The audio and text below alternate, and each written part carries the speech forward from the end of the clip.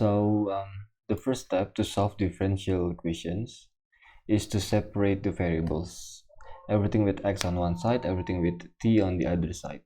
We do that by multiplying or dividing by something. In this case, we multiply both sides by dt over e to the 3t cos squared 2x, because on the left we cancel out.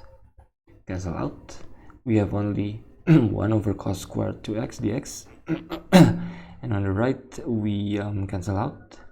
We have only 1 over e to the 3t dt.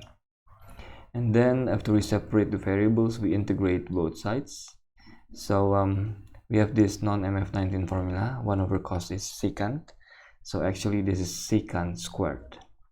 And then we use the MF19 formula.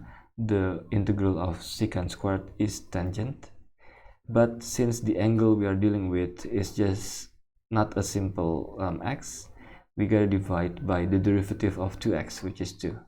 Okay, so because of the chain rule, when we integrate here, we divide by 2 because of the 2x. And for this integration, we gotta use negative power here, so we can use this rule.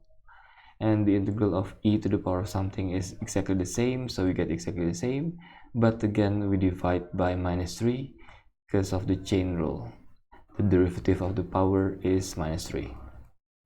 So after we integrate, put one constant of integration on one of the sides. So let's put it on the right.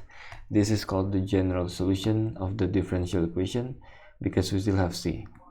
To find the particular solution, we plug in the x equals 0, t equals 0, and tangent 0 is actually 0. E to the power of 0 is just 1, so this is minus 1/3, which means the c is 1/3. After we find the c, we have the particular solution. This is called the particular solution, but question is to express x in terms of t. So here we multiply both sides by 2, so we have minus 2/3, and then we do inverse tangent, and then we divide both sides by 2. So this is the final answer. Next step, when t tends to infinity. So you can just use your calculator, replace the t with something big. So for infinity, use something big. So this might not be enough actually, so just use like 9999999 and so on. And as long as you don't get a math error, just use many nines. If you use too many nines, you probably get a math error, so you gotta use fewer nines.